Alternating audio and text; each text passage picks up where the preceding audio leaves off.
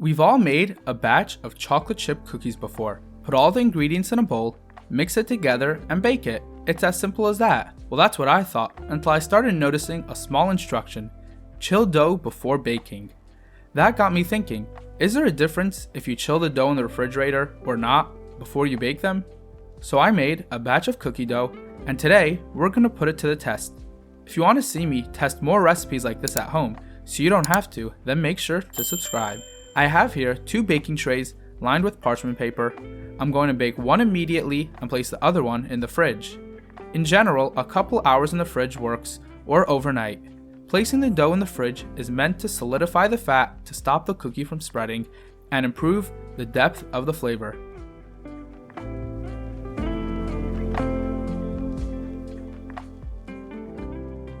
As you see, the cookie on the right is the one that was in the fridge. It is slightly taller and did not spread out like the one on the left. It also had a slightly nicer flavor. So final thoughts: if you have the time, put them in the fridge for a couple hours. It will greatly benefit them.